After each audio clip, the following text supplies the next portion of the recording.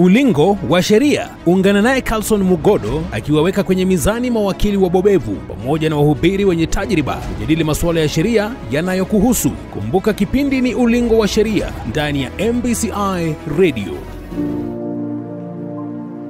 These offenses are actually crimes. Kwa hivyo anyone affected can actually report in a police station. Hata sasa kama saa hii tunaongea hapa, niko na kama kisa kama hizo 4 ambazo already ziko kwetu, na sisi kama wachungaji na wale watu tunahudumia watu. Dhuluma za kijinsia, kwa kimombo gender based violence, kifupi chake GBV, limekuwa tatizo sugu siku za hivi karibuni kote ulimwenguni. Msikilizaji, ni matumaini yangu kuwa uboheri wa afya. Hujambo na karibu kwenye makala ya Ulingo wa sheria juma hili. Mimi ni Carlson Mugodo. Ulingo wa sheria.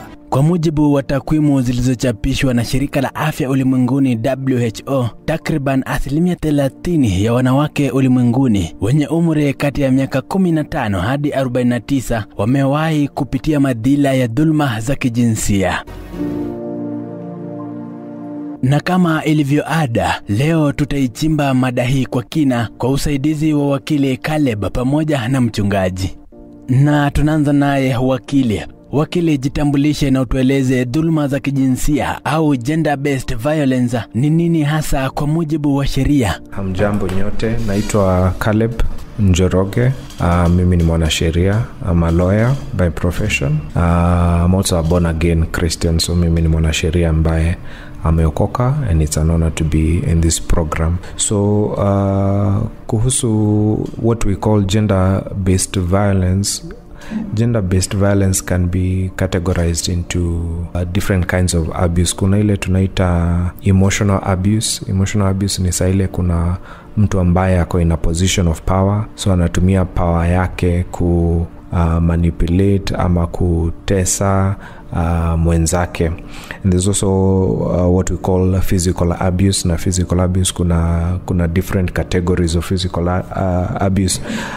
Kuna ile tunaita the Sexual Offences Act, which was an act that was enacted in 2006, and it was enacted to curb sexual offenses of every kind. Kuna 3 main types, that is rape, sexual assault, and what we call defilement. Defilement inahusu watoto. So the law is very firm and very strong against gender-based violence of any kind, and I pray that as a nation we're going to move away from this. Vitu zingine ni cultural, zingine ni the way watu wamekuwa socialized, but it is illegal for all means and purposes. Iwapo mtu atakumbana na dhuluma hizi za kijinsia, anaweza kuchukua hatua zipi kwa mujibu wa sheria? So kama hizi nimetaja zinaitwa sexual offenses, that is rape, sexual assault na defilement. These offenses are actually crimes. Kwa hivyo anyone affected can actually report in a police station.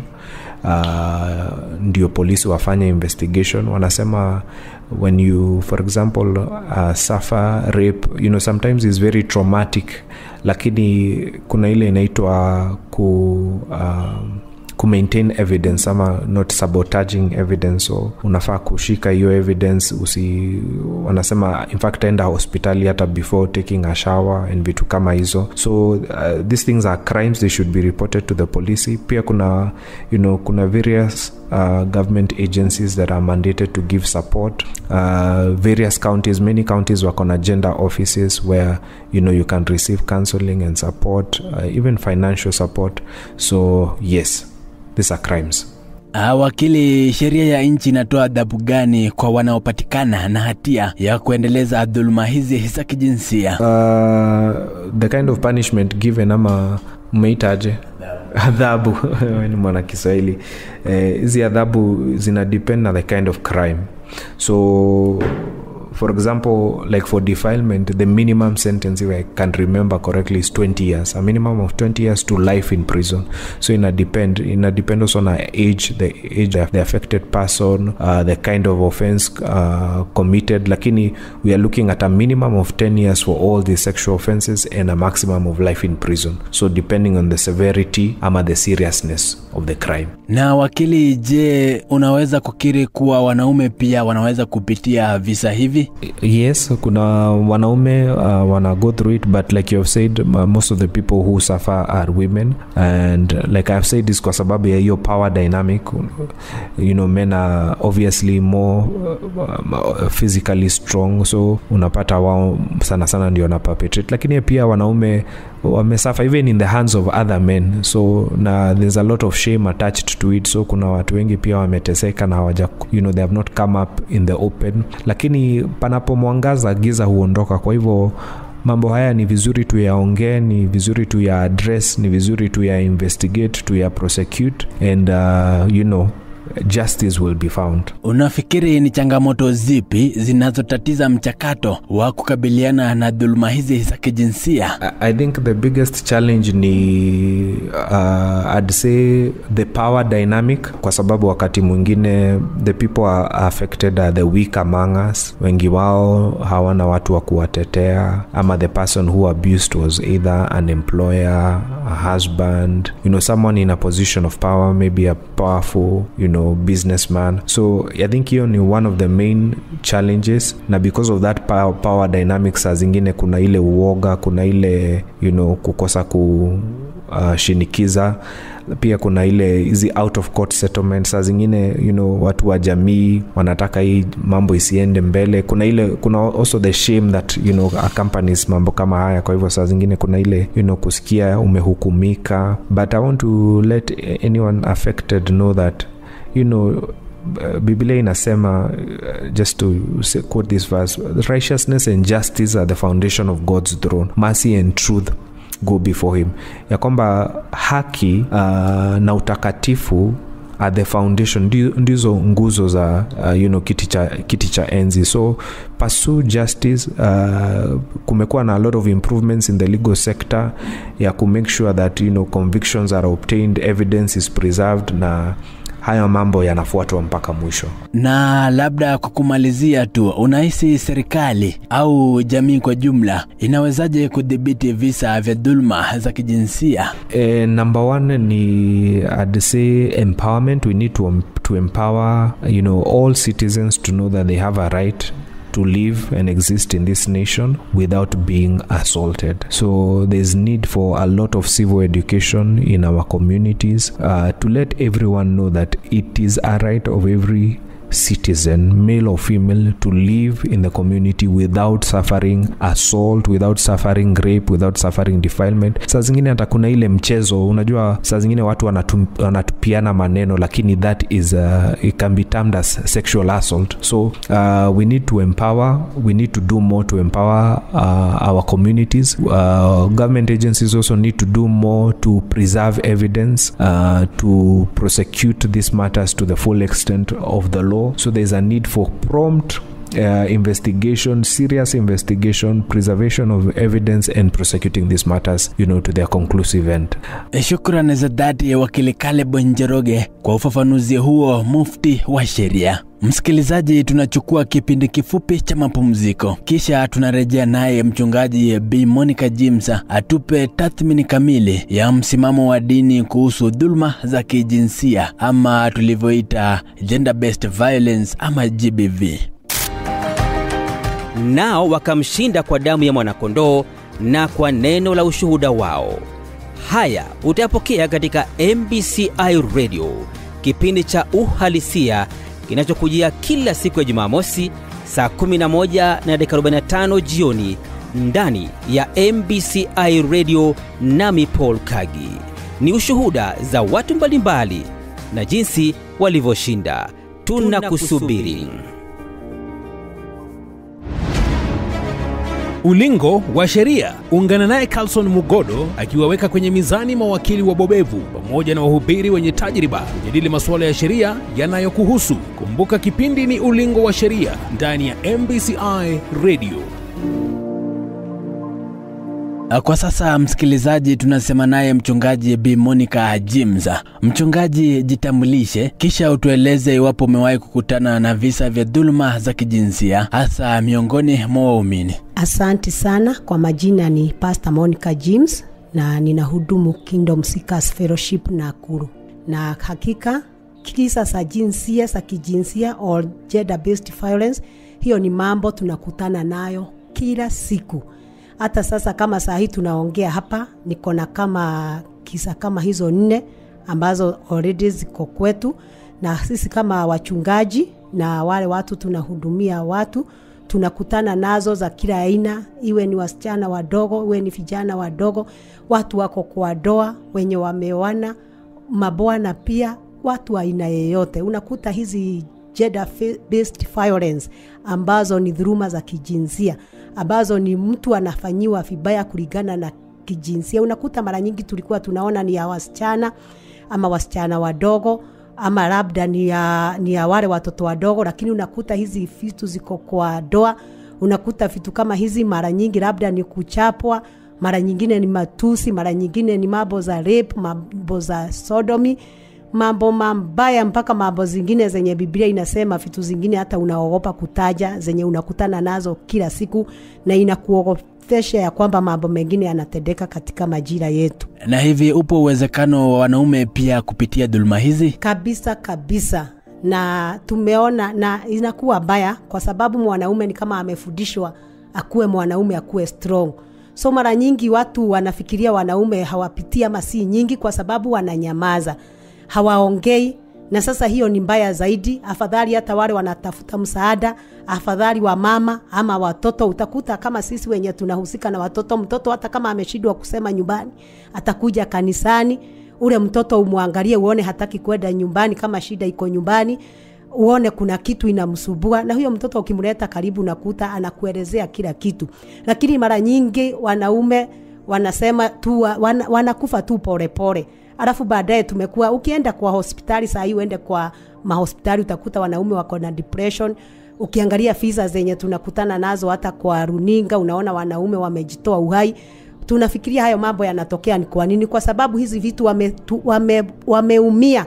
Na hizo zote tunasema, iwe ni kuchapwa, iwe ni matusi, ili ni kudunishwa, ili ni kuonyeshwa kama hawana haja, ili ni hata mambo ya rape, mambo ya sodomy. Hizo vitu zote zinapatikana mpaka kwa wanaume. Ni vile mara nyingi hawaongei sana, hawapigi kelele sana kama vile labda watoto na wamama wanatafuta msaada. Mchungaji, unahisi kuwa ni sahihi kwa muumini kusuluhisha migogoro ya kifamilia kwa kutumia njia ya mahakama au sheria? Hiyo inafaa kabisa kwa sababu ni kimaandiko. Na ukiangalia katika maandiko katika Ephesians chapter 5 verse 1 inasema usishirikiane na mambo maovu. In fact the Bible says expose them.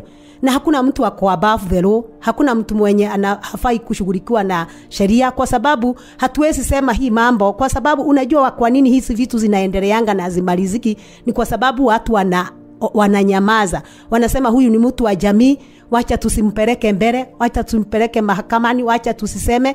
Alafu unakuta sasa ile cycle hakuna mtu wa kuibreak. Hiyo kitu inajirudia na ni vibaya sana, kwa sababu huyu mtu hata kama ni wa jamii inaonekana hahurumii mwenye anadhulumu, mwenye anamfanyia makosa, mwenye anamfanyia dhambi. Kwa hivyo si fair. Na sisi tunaona kesi kama hili happen kwa Biblia. Yesu aliletewa mwanamke, akaambiwa huyu amekosekana kwa makosa, lakini makosa yenye alipelekewa ambao ni adultery alikuwa anafanya na mwanaume, lakini mwanaume hakuletwa. Sasa unakuta wakati watu wanasuluhisha kifamilia, kuna favoritism. Wanaona huyu hapana, hafai kuingia kwa makosa. Na mimi ningesema mtu yeyote provided anafanya uovu, huyo mtu hana hisia, hana nia njema kwa huyu, na ni vizuri tuokoe hayo maisha. Tujali pia. Biblia inasema sisi wote tuko equal. Hakuna wale ati ni viumbe bora kuliko wengine. Biblia inasema God created man and woman in his own image. Na Biblia inasema pia hakuna mwanamke ama mwanaume, sisi wote tuko equal before God. Na kwa hivyo hakuna yule above the law usikie huyu juni wa jamii yako kwa position hii, huyu hafai, huyu mwenye mnyonge. Biblia inakataa kabisa kuweza kufinyilia wanyonge. Na hivyo unasema hata kama ni nani, hata kama ako cheo gani kwa familia, ni haki aweze kuchukuliwa, ndio to break that violence, ndio to break that cycle, na ndio kila mtu ajue ya kwamba hata kama ni kwa familia, hayo mambo lazima tuyakomeshe. Kwa upande wako wewe kama mchungaji, unafikiri kanisa linaweza vipi kuchangia katika kukomesha visa hivi vya dhulma za kijinsia? Kama vile tunasema kanisa linahusika sana kwa kuelimisha, wajue ya kwamba usiseme kwa sababu mimi nimeokoka ninagojea Mungu asa sifai kusema, ninafaa ninyamaze. Wanafaa watu waelimishwe ya kwamba kama unapitia mambo kama haya usinyamaze. Na ningeomba hata tukiona watu wanapitia mambo magumu na mambo kama hayo na ni majirani, tukue our brothers keeper. Kwa hivyo pia kanisa inasaidia kwa kuwafundisha, na pia kanisa nimeona mara nyingi kama hapa Kingdom Seekers tukienda mpaka una rescue victims wenye wako katika hiyo hali. Tuko pia na very strong counseling.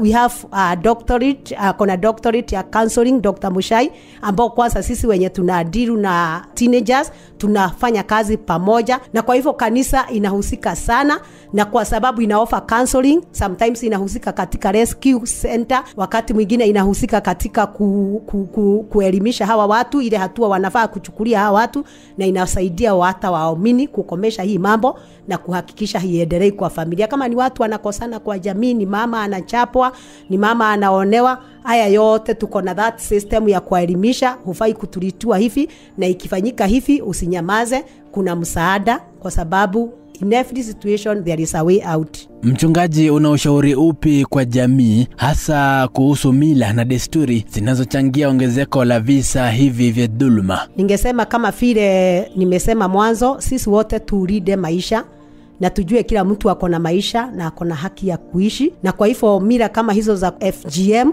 na mimi it is unfortunate even as late as this August kuna case nimediru nayo ya kwamba msichana akasema ako form 2 lakini ng'ombe zizatolewa ng'ombe 5, anafaa aende akaolewe na mzee. Kwa hivyo mimi nilifikiria hizo vitu ziliisha kitambo, lakini bado ziko kwa wakati wetu. Na kwa hivyo mimi ningeomba watu waachane na hizo mila, waachane na hizo vitu ati ya kulazimisha mtu akaolewa na mtu miaka haijafika alazimishwe. Waachane na hizo vita hata za vitu ambazo tunaona ni za labda wanaume wanafinyilia wanawake, wanawachapa, wanawanyima pesa na haki zao, na pia wanaume wengine wanaumia the same. Ningeomba Mungu atusaidie, tuelewe sisi wote tumeitwa kulinda, we are our brothers keeper, na Mungu anapenda vile tunaheshimu maisha. When we honor other lives, tunaona God's commandment. Kwa hivyo ni jukumu sisi wote tuweze kama familia tutumike kuchunga wengine wale wanyonge, kwa sababu pia in Proverbs 31 verse 8 and 9 Mungu anakataa sana watu ambao wanafanya mabaya, wanakosa kutunza wale weak, wale wako less fortunate in the family. Kwa hivyo ningeomba kama familia tusimame imara kuprotect the life and the rights of every member of our community, of our family, regardless of their sex, their age, their gender and even what they stand for. Na kama ilivyo ada, mchungaji, maliza kwa kuomba. Tunashukuru Baba katika jina la Yesu.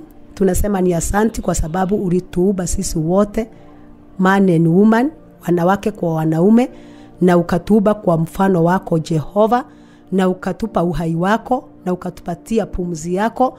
Na kwa hivyo ni mapenzi yako kila mmoja aishi maisha ile ulimpangia Bwana. Ninaomba ukatusaidie sisi wote katika jamii, katika society, tukaweze kuheshimu kila mmoja, tukae kwa kuheshimiana, wanaume kwa wanawake, wakubwa kwa wadogo, watoto Jehova kwa wakubwa, waajiri kwa wale wameajiriwa wote Jehova. Ukatusaidie tukaheshimu maisha ya kila mtu. Na Bwana wa mabwana, hizi visa ambazo ni za gender based, ya kuweza kuchukulia watu kulingana na jinsia zao ama kukosa kulinda wale wanyonge miongoni mwetu, Bwana ukatusaidie tukashikilie kila mmoja inuke. Kama ni wanaume wakaweza kuappreciate positions ya wanawake katika huduma, katika kazi yako, katika society, katika taifa, na sisi wote tushirikiane Bwana kujenga mmoja kwa mwingine. Na kama Bwana kuna wale wamejipata kwa hali hii na wanalia usiku na mchana, Bwana ninaomba msaada wao upatikane sasa. Wachukue hatua ambazo zinapasa, waondoe uoga na waweze kutafuta msaada na waweze kuonekaniwa Jehova, kwa sababu Bwana ni mapenzi yako kila mmoja akafurahie maisha. Tunakushukuru Bwana na tunakuheshimu, na ni kwa jina la Yesu Kristo tunaomba na kuamini. Amen. Na baada ya sala hiyo, mie sina la ziada ila kuhitimisha makala ya Ulingo wa Sheria juma hili kwa kutoa shukrani sufufu kwa wote waliochangia katika kufanikisha makala haya, bila kukusahau ewe msikilizaji kwa kutenga muda wako kusikiliza. Hadi juma lijalo panapo majaliwa, jina langu ni Carlson Mugodo. Ulingo wa sheria. Ungana naye Carlson Mugodo akiwaweka kwenye mizani mawakili wabobevu pamoja na wahubiri wenye tajriba kujadili masuala ya sheria yanayokuhusu. Kumbuka kipindi ni Ulingo wa Sheria ndani ya MBCI Radio.